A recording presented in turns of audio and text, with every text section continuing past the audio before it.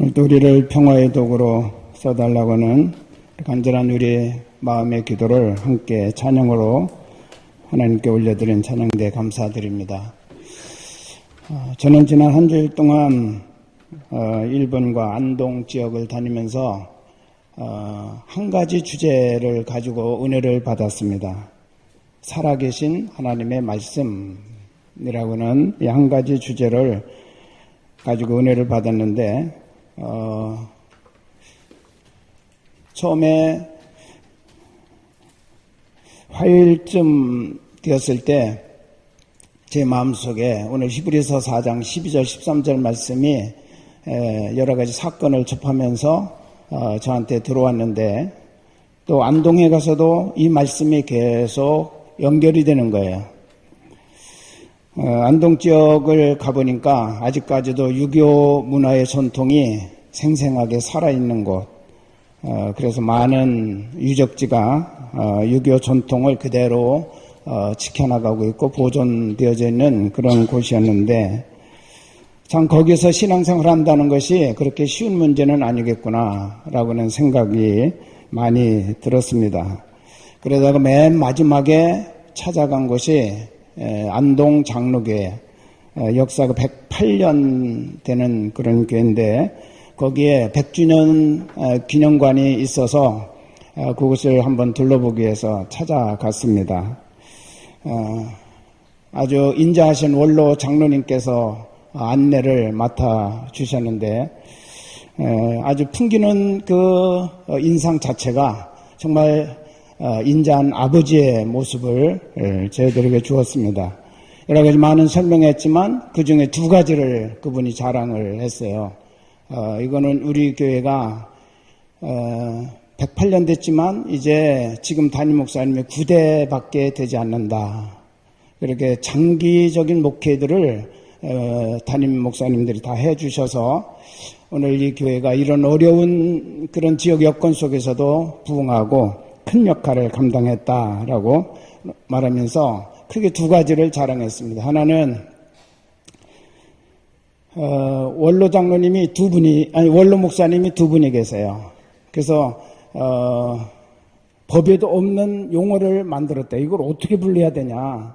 똑같이 원로 목사님 오면은 누구를 얘기하는지 모르니까 상 원로 목사님, 그 다음에 원로 목사님, 담임 목사님 이렇게 부르기로 그렇게 교회 안에서 내규를 정했답니다. 100세가 넘으신 상 원로 목사님이 계시고 이제 80이 넘으신 그런 또 원로 목사님이 계시고 이제 담임 목사님이 계신데 그 원로 목사님 두 분이 목회한 연한이 61년이에요. 그러니까 여러분 어떻게 목회가 잘 이루어졌는지 아시겠죠? 지금도 은퇴하시고 나서 한 건물 안에서 같이 사시고 계시대. 3대가 참 놀라운 일이고 그 교회가 자랑할 만한 일이다라고 그렇게 생각이 들었습니다. 또 한 가지는 그 상 원로 목사님 사모님이 은퇴하시고 나서 그분이 이제 성경 필사를 계획을 하셨대요. 목회할 때는 바쁘셔가지고 가만히 앉아서 이거 성경 쓸 시간이 없으시니까 은퇴하고 나서 이제 성경 필사를 시작을 했는데 자녀가 4분이래요. 그래서 한 권씩 필사를 해서 자녀들에게 유산으로 물려줘야 되겠다. 그래가지고 한글 성경으로 4권을 필사를 했습니다. 근데도 건강하신 거예요. 그러니까 이제는 영어로 한번 써봐야 되겠다. 그래가지고 영어 성경으로 4권을 필사를 했어요. 자녀들에게 한 권씩 또 주시려고. 그러니까 영어가 도 같으더래요. 그런데도 다 쓰고 나는데도 건강하세요. 영어 성경 필사한 걸 보니까 얼마나 필체가 좋으신지 아주 정말 반듯하게 이렇게 영어도 잘 쓰셨어요. 그래서 어린 시절에 일본어 배운 그런 기억이 나서 이번에는 일본어 성경으로 한번 써봐야 되겠다. 그래가지고 또 일본어 성경으로 4권을 필사를 하셨는데 가물가물하던 일본어가 확 터졌대요. 4권을 필사하는 동안에. 근데 이 원로 목사님 사모님이 이렇게 필사하는 것을 보면서 성도들이 은혜를 받았어요. 그래서 여기저기서 나도 우리 후손들에게 성경 필사해서 유산으로 물려줄 거야. 지금까지 필사 성경을 쓴 분들이 100분이 넘는다고 합니다. 그것이 자기들에겐 자랑이고, 이렇게 하나님 말씀 가운데로 우리가 나아가니까 교회가 평안하고 한 번도 분열이나 다툼이나 어려움이 없이 여기까지 왔다고. 교회가 1927년에 건물이 세워졌는데 석조 건물입니다. 2층으로. 지금 이제 90년 됐죠? 근데 안에 조금 손 본 거 이외에는 그때 당시 그대로, 마루도 그때 깔았던 마루를 그대로 지금도 보존하고 있어서 국가문화재청에서 와가지고 다 실사를 해보고, 이거는 문화재 보존 가치가 너무 크다. 그래가지고 문화재 보존물로 이렇게 지정을 해서 해마다 관리비를 주면서 이 건물을 보존하도록 그렇게 하고 있다고 합니다. 거기서 제가 느꼈던 것이, 이번 주에 우리 하나님께서 저에게 계속 살아계신 하나님의 말씀의 능력에 대해서 계속 저에게 감동을 주시는데, 이 교회에 오니까 그것에 대한 어떤 결론적인 그런 말씀을 저한테 주시는 것 같아서 너무 감사했어요. 하나님의 말씀 앞에 서다 보니까 본인도 가정도 교회도 평안하고 은혜가 넘치는 그런 삶의 모습을 그들이 전 교회가 자랑스럽게 생각하고 있는 그런 모습을 보면서 제가 큰 은혜를 받고 왔습니다. 이번에 2018년 속회 공과 지필자 워크숍을 일본에서 가졌는데, 거기에서 제가 이 말씀을 오늘 본문으로 정하게 된 그런 동기가 일어나게 되었어요. 이수정 씨 혹시 여러분 가운데 아시는 분이 계실지 모르겠습니다만은, 우리나라 성경 처음으로 번역하신 분이 일본에서 우리나라 말로 성경을 마가복음 처음으로 번역하신 분입니다. 근데 우리 일행 중에 두 분이 특별히 이수정 씨에 대해서 특별하게 관심을 가지고 일본에 건너온 분들이 있었어요. 한 분은 석사 논문을 이수정과 성경 번역에 대해서 석사 논문을 썼는데, 그냥 한국에 있는 재료만 가지고 썼지 자기가 현장을 한 번도 답사하지 못했다. 그런데 이번에 하나님께서 이렇게 기회를 주셔서 이수정이 성경 번역했던 곳, 그것을 출판했던 교회, 또 세례받았던 교회, 이런 교회들을 한번 좀 전부 다녀보고 싶다는 거예요. 그래서 아주 굉장히 이수정에 대해서 민감하게 자기가 자료도 다 미리미리 다시 논문을 썼지만 그 자료를 정리해가지고 건너오신 분이 한 분 계셨고, 또 한 분은 지금 감리교회가 전개하고 있는 운동이 뭔지 여러분 혹시 아십니까? 새로운 감독회장이 작년 10월 달에 취임하면서 진행하기 시작한 것이 있는데, 감리교 100만 전도운동이라고 하는 것을 캐치프레이즈로 걸고 그 특별기구를 만들고 거기에 본부장을 세우는데, 그 본부장 되시는 지학수 목사님이라는 분이 우리 속표공과 지필에 같이 참여하는 분이었어요.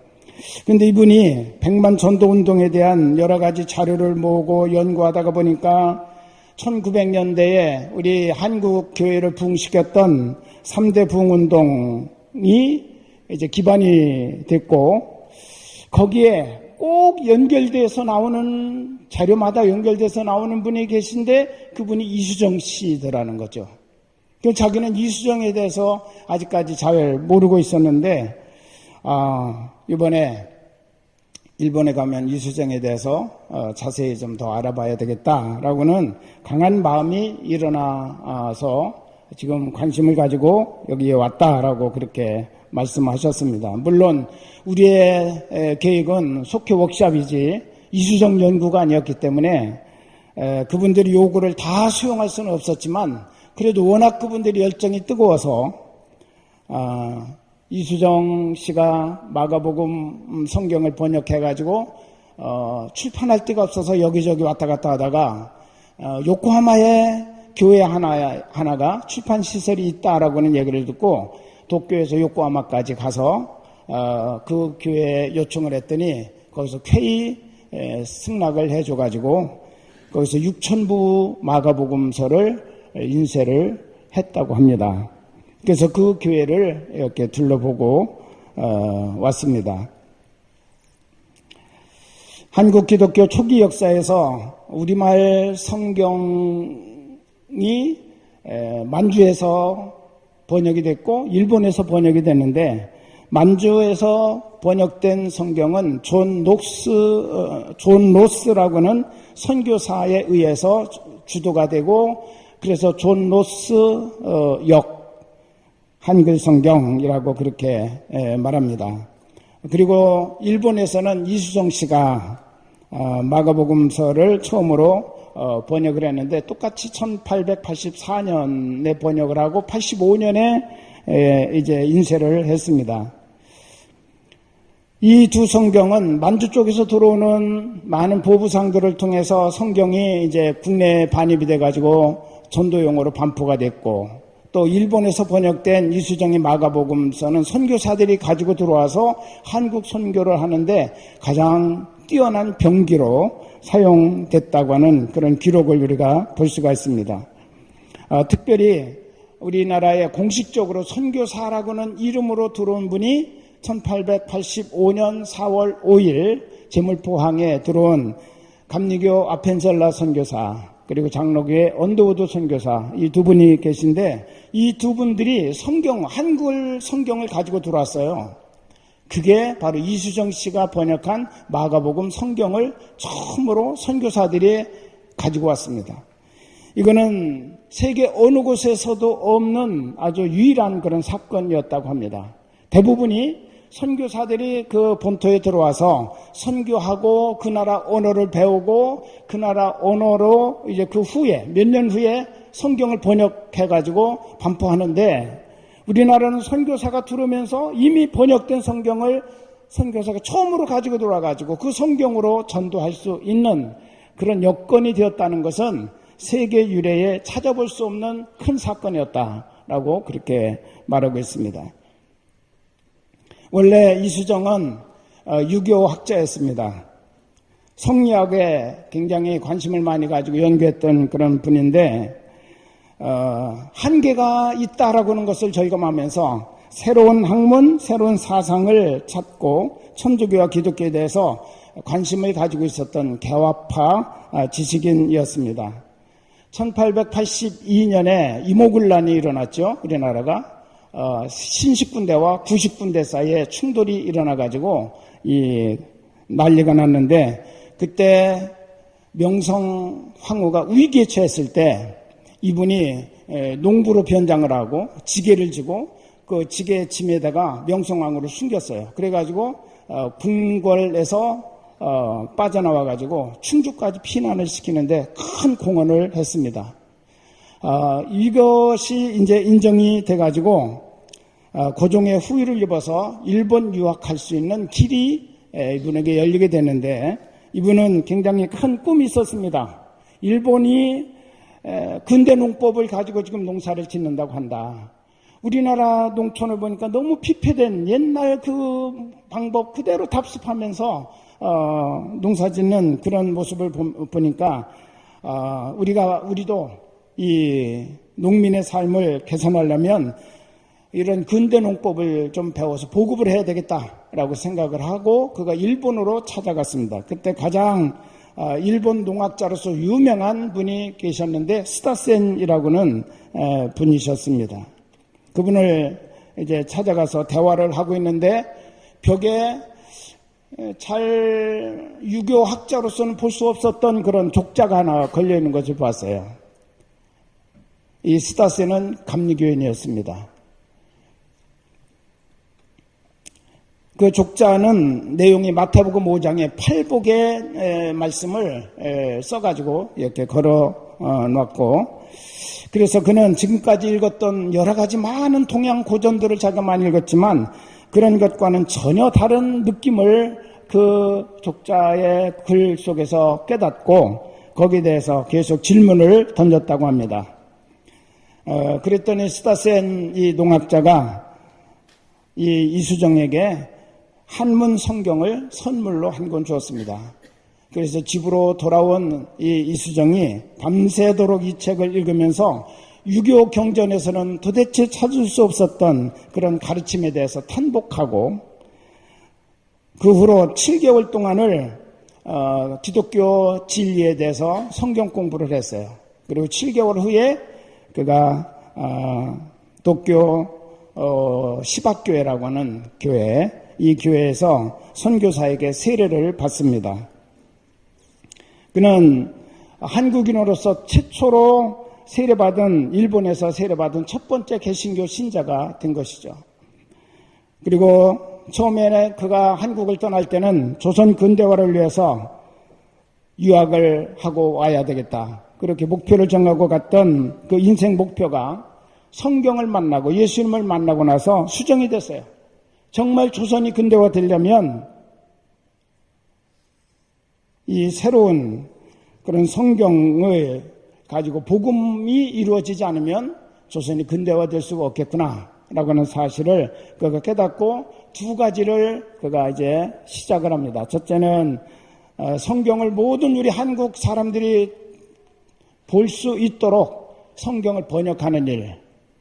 또 한 가지는 선교사가 와야 되겠다는 거죠. 자기들이 성경을 가지고 있어도 이것을 풀어주고 해석해주고 이 말씀을 가지고 살아갈 수 있도록 지도해줄 그런 지도자가 필요한데 선교사가 와야 되겠다. 그래서 선교사를 한국으로 파송해 주세요라고는 요청하는 일을 자기가 해야 되겠다고 그렇게 생각을 했어요. 그가 성경을 읽다가 꿈을 꿨답니다. 낯선 두 남자가 꿈속에서 자기에게 다가왔습니다.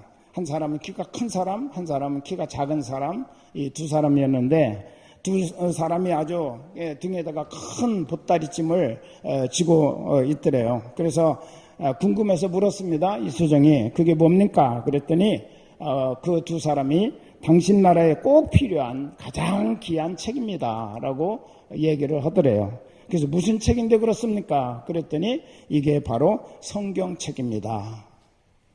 그래서 그 꿈을 꾸고 나서 이 성경책이 우리나라에 꼭 필요한 가장 귀한 보배로운 책인데 지금 영어 성경이나 일본어 성경이나 뭐 중국어 성경은 있지만 그 성경 가지고는 모든 분들이 다 이 하나님의 말씀을 들을 수도 읽을 수도 없기 때문에 우리 한글로 이 성경을 번역해야 되겠다라고 하는 그런 강한 사명감을 느끼고 이분이 성경을 번역했는데 그래도 복음서가 제일 첫 번째 대상이죠. 그 가운데 마가복음이 제일 짧으니까 우선 짧은 성경부터 번역을 해봐야 되겠다. 그래서 마가복음을 번역을 하게 되었습니다.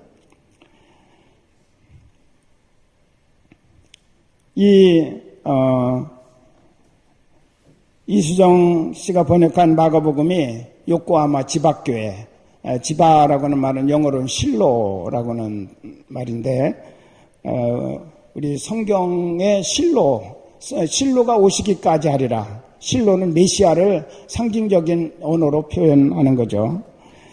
이 실로교회에서 6,000권을 인쇄를 해서 이 동경이나 일본에 유학 온 유학생들을 전도하는 일에 이수정이가 성경만 번역한 것이 아니라 그거를 가지고 막 전도를 하는 거예요. 유학생들에게. 전도를 해가 1,000권을 거기서 배포를 합니다. 그리고 미국 선교기관에다가 선교사들을 통해서 2번을 요청을 하고 그리고 자기가 직접 선교기관에 편지를 써서 한국 선교의 필요성과 선교사 파송 요청하는 그런 편지를 보내게 됐는데 그 내용 가운데 이런 글귀가 있습니다. 혹시 미국의 선교단체가 이 부름에 응하지 않는다면 하나님은 다른 방법으로 전도자를 보내시겠지만 미국의 선교사들은 화가 있을 것입니다. 와, 여러분 이렇게 편지 쓸 수 있어요? 선교사 보내주세요. 조선은 선교가 필요한 나라입니다. 만약에 제가 요청하는 이것처럼 선교사를 당신들이 안 보내면 하나님은 우리나라가 선교가 필요한 나라이기 때문에 다른 선교사들을 다른 나라를 통해 선교사를 보내주시겠지만 그거를 거부한 당신들은 당신 나라 선교사들은 화가 있을 겁니다. 이런 아주 강력한 메시지를 편지로 그가 보냈다는 거예요. 그래가지고 미국 선교본부에서 이수정에게 별명을 붙여줬어요. 조선의 마케도냐인이다 라고. 여러분 마케도냐 사람 알죠? 사도행전 16장에 보면 사도 바울이 아시아에서 전도하려고 그러는데 계속 하나님이 막으시는 거예요. 도대체 왜 그럴까? 그러고 기도하는데 그때 환상 가운데 마케도냐 사람, 유럽 사람이 나타나더니 막 손을 흔들면서 우리에게로 건너와서 우리를 도와주세요 라고 그가 이야기를 합니다. 이 환상을 보고 나서 하나님이 나를 아시아가 아니라 유럽으로 가서 복음을 전하라고 말씀하시는구나 라고 사도 바울이 그 환상의 의미를 깨닫고 그 다음날 일찍 일어나서 즉시 배 타고 그리스도로 떠나가죠. 거기서부터 이제 유럽 전도가 시작이 됩니다. 바로 그 사도 바울의 환상 가운데 나타났던 마케도냐 사람처럼 이 이수정을 미국 선교본부에서는 조선의 마케도냐 사람이구나 라고 그렇게 불렀다는 거예요. 그런데 놀라운 사실은 그분의 편지가 한국 선교에 미국 교회에서 관심을 막 일으키기 시작을 했습니다. 그리고 가우처라고 하는 분이 한국 선교에 대한 이런 편지를 잡지에서 읽고 나서 한국에 조선이라는 나라가 있어? 일본에서 조금 더 가니까 조선이 이만큼 붙어 있고 거기엔 중국이 막 이렇게 대륙으로 남아있는데 조선은 몰랐어요. 근데 이 편지를 보면서 조선이라는 나라 알았어요. 이런 사람이 조선에 있다면 마땅히 선교사를 파송해야지. 그렇게 생각하고 이 가우처 박사가 선교본부에다가 헌금을 보냅니다. 조선 선교를 위한 기금으로 써주세요. 그러면서 헌금을 기탁합니다. 아직 아무도 선교사 가겠다고 나선 사람이 없는데 선교 헌금이 먼저 조선을 위해서 이루어진 거예요. 이런 역사가 일어나니까 그때 당시 아펜젤러나 언더우드는 신학교 학생으로 있을 때였는데 이 편지를 동시에 읽었어요. 가우처는 선교 헌금을 냈고 선교사를 파송해달라고. 그리고 아펜젤러 언더우드는 이 글을 읽고 우리를 조선으로 부르시는구나 라고 감동을 받았다는 거예요. 그래서 그들이 조선 선교사로 헌신을 하게 된 것입니다. 그래서 이들이 이제 1885년 1월에 일본에 도착을 했습니다. 거기서 이수정을 만나가지고 1월부터 4월까지 약 3개월 동안 조선어를 배우고 조선 풍습을 배우고 그리고 이제 배 타고 제물포로 들어온 것이 1885년 4월 5일 부활주일 날 아침에 조선에 도착하게 되었습니다. 그들의 손에는 무엇이 들려 있었을까요? 이수정 씨가 번역한 마가복음 성경이 들려 있었습니다. 당시에 이 조선 땅은 함부로 성경을 반포할 수가 없었습니다. 기독교를 마음대로 전할 수가 없었습니다. 그렇기 때문에 이분들이 몰래 숨겨가지고 들어온 거예요. 그리고 아펜셀러나 언더우드 선교사가 이 땅에서 선교하는데 아주 굉장한 병기가 되었다고 하는 그런 기록을 우리에게 보여주고 있습니다. 이것이 여기서 끝난 것이 아니고요. 1900년대로 접어들면서 한국 기독교 3대 부흥운동이 일어납니다. 1903년에 원산에서 감리교 선교사인 하디를 시작으로 해가지고 원산 부흥운동이 일어납니다. 이것이 불이 붙어가지고 1907년에는 평양 대부흥운동이 일어납니다.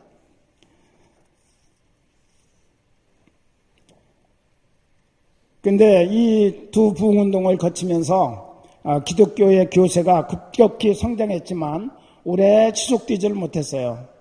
그래서 감리교 선교사 가운데 스톡스와 리드라고 하는 선교사를 중심으로 몇 사람이 개성에서 산상기도를 갖고 지방 순회 전도여행을 다니면서 교회와 성도들에게 이제 우리가 1년 동안 열심히 전도해서 5만 명의 새신자를 얻도록 합시다 라고 개성지방을 순회하면서 그렇게 독려를 합니다. 그래서 구호가 생겼어요. 5만 명의 영혼을 그리스도에게로. 그게 이제 감리교 최초의 영혼 전도 구호였습니다. 그러다가 9월 달쯤 됐을 때 이제 연회가 열렸습니다. 연회가 열렸을 때 그거 한 지방에서만 그렇게 하지 말고 우리 감리교가 전체 구령운동으로 하자. 그래가지고 그럼 어떻게 할 거냐? 얼마를 목표로 할 거냐? 20만 명을 하자. 그래가지고 20만의 영혼을 그리스도에게로 라고 하는 감리교 전도 캐치프레이즈가 그때 생기게 되었습니다. 이것을 보고 다른 장로교나 다른 교파 선교사들이 그거 감리교만 하지 말고 우리 통합으로 같이 하자. 그래가지고 그 다음 달 선교통합위원회에서 모여가지고 우리 조선 기독교가 이 일에 동참하기로 하고 인원을 100만 명으로 이제 목표를 상향하게 됩니다. 우리 한번 같이 해보실까요? 100만 영혼을 그리스도에게로. 그게 1909년 9월부터 1911년 3월까지 진행된 우리 기독교의 대규모 부흥 전도 운동이었습니다. 물론 이때 목표했던 그만큼은 달성되지 못했지만 우리 한국 안에 있는 전혀 교회를 모르고 천국을 모르고 복음을 모르는 많은 사람들에게 마을마다 골골마다 찾아다니면서 복음을 전하고 이렇게 전도한 결과 복음을 알리고 교회를 알리고 천국을 알리는데 엄청난 효과를 가져왔다고는 전도 결과 보고가 있습니다. 이때 사용했던 전도지가 있는데 그게 바로 이수정 씨가 번역한 마가복음서를 70만 부를 인쇄해가지고 전도지로 쪽복음이라고 그러죠. 전도지로 그때 사용하면서 우리 한국 모든 지역마다 반포하는 그런 역사가 일어나게 되었습니다. 그래서 이수정의 마가복음이 정말 살아있는 하나님의 말씀을 드러내는 그런 놀라운 통로가 되었다라고 그렇게 말하는데 여러분 이때 많은 분들이 전도를 위해서 헌금도 했습니다. 전도 헌금, 영혼구원 헌금, 이 헌금을 하는데 독특한 전도 방법이 이때 하나 나왔어요. 그 제목이 뭐냐면 날연보라고, 옛날에 헌금을 연보라고 그랬잖아요. 날연보라고 데이 오퍼링이라고 하는 건데 이게 어떤 거냐면 나는 가진 것도 없고 헌금할 돈도 없는데 내가 가진 거라고는 건강한 몸과 또 전도할 수 있는 시간뿐이다. 그래서 나는 헌금은 못 드리지만 내 몸을 드리고 시간을 들여서 전도에 참여하겠습니다. 그게 날연보예요. 날연보. 그렇게 해서 나를 연보한 사람들의 총 숫자를 모아보니까 10만 날이 되더래요. 10만 날. 대단하죠? 여러분 10만 날. 우리가 다 살기도 어려운 날인데 그게 모든 그리스도인들이 나는 전도를 위해서 이렇게 3일을 바치겠습니다. 한 달을 바치겠습니다. 이렇게 해서 다 모아보니까 10만 날이 되더래요. 그래서 독특한 전도 방법이 우리 한국에서 이루어졌다라고 그렇게 말합니다. 여러분 지난해 10월 아까도 말씀드렸지만 이제 새로운 감독회장이 우리 감리교 수장으로 세워지면서 준비하고 시작하는 운동이 100만 전도 운동입니다. 아까도 말씀드렸지만 이 본부장이 자기가 본부장이 돼서 이거를 계속 선전하고 홍보하고 그리고 우리 교회를 다니면서 지역을 다니면서 계속 여기에 대한 당위성을 얘기해야 되는데 이수정이 100만 구령운동을 1909년에 할 때 이수정의 마가복음서가 70만 부가 인쇄가 돼가지고 전국적으로 뿌려졌다더라라고는 그 얘기만 들었지 이수정에 대해서 자기가 잘 몰랐어요. 그래서 일본 가면 내가 자세히 좀 알아봐야 되겠다라고 관심을 가지고 있다가 이번에 그 모든 궁금증이 다 풀려졌고 이제는 내가 어디를 가든지 자신 있게 이수정에 대해서 말할 수 있겠다. 그리고 100만 전도운동에 대해서 정말 더 힘있게 내가 많은 분들에게 말할 수 있겠다라고 그러면서 좋아하는 그런 모습을 보았습니다. 여러분, 우리가 전도가 그렇게 재밌고 쉬운가요?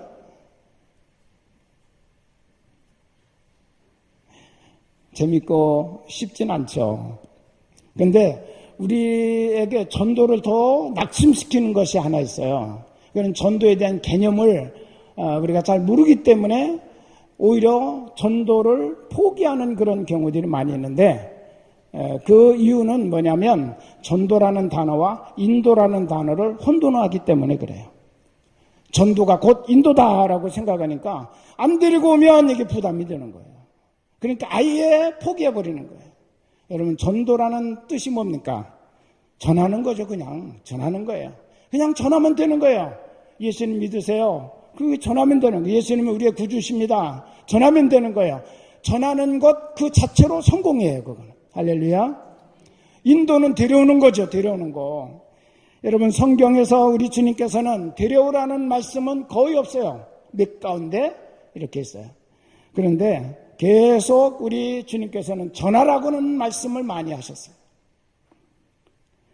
교회에서 전도하라면 성도들이 인도에 신경 쓰다가 전도를 포기해버리는 그런 경우들이 참 많다는 거죠. 이게 굉장히 안타까운 현실인데 전도는 전도하는 것 자체로 성공입니다. 여러분이 입 벌려 예수 믿으세요라고 한마디만 해도 그건 전도예요. 할렐루야. 전도 못하겠습니까? 입을 가진 사람이라면, 내 안에 예수가 계신 분이라면 누구나 할 수 있잖아요. 쉽게. 가까운 사람들 누구에게나 할 수 있는 거예요. 여러분이 이번 100만 전도운동 본부에서는 미자립 교회에는 그 교회에 맞는 전도지 그리고 전도 티슈를 무료로 제공해서 전도하게 한답니다. 그리고 자립하는 우리 교회와 같은 그런 교회는 원가만 받고 이거를 제공을 해준대요. 대량으로 이거를 만들기, 감리교 전체를 놓고 대량으로 만들기 때문에 원가 자체가 상당히 저렴합니다. 티슈가 우리가 만들려면 적어도 170원, 200원 이렇게 줘야 되는데 본부에서 하면 100원 정도면 된대요. 그래서 모든 교회들이 본부를 중심으로 해서 이 모든 것들을 준비하면 아마 더 멋있는 그런 전도 역사가 일어나게 될 것이다. 하나님의 말씀은 능력이 있습니다. 전하기만 하면 됩니다. 열심히 전도해서 1909년에는 우리가 달성하지 못했지만 이번에는 꼭 성공하는 우리 감리교회가 되기를 원합니다. 지금까지 한국의 독립운동과 부흥운동은 감리교회가 앞장서 왔습니다. 독립선언서 33명 서명자 가운데 기독교인이 16명이고 16명 가운데 9명이 감리교인이에요. 언제나 독립운동이라든지 이 나라에 여러 가지 어려운 문제가 있을 때 앞장서서 거기에 헌신하고 그 문제를 역사적으로 풀어나갔던 인물들이 감리교회가 그 일을 감당해 왔다고 하는 사실입니다. 부흥운동도 감리교가 앞장섰습니다. 1903년 원산 부흥운동도 감리교 선교사가 했고 또 5만 구령운동을 시작으로 해가지고 100만 구령운동을 불붙인 것도 감리교에서 시작이 됐고 이번에 꼭 우리가 이 100만 전도운동을 성공해서 우리 가난교회 그리고 더 나아가서 우리 감리교회가 함께 부흥하는 아름다운 역사가 일어날 수 있기를 바랍니다. 우리에게는 하나님의 살아있고 능력 있는 말씀이 있습니다. 이 말씀만 우리가 붙들고 나가면 이 말씀을 우리가 전하기만 하면 하나님의 말씀 자체가 살아있기 때문에 그 말씀이 능력이 있기 때문에 한 영혼을 변화시키고 한 사람을 주님께로 돌아오게 하고 하나의 사회와 시대가 바뀌어지는 역사들이 일어난다는 사실을 여러분 믿으시기 바랍니다. 오늘 또 우리 주님 안에서 여러분의 삶 속에 살아계시고 역사하시는 하나님의 말씀이 충만하시기를 주의 이름으로 축원합니다. 기도하겠습니다.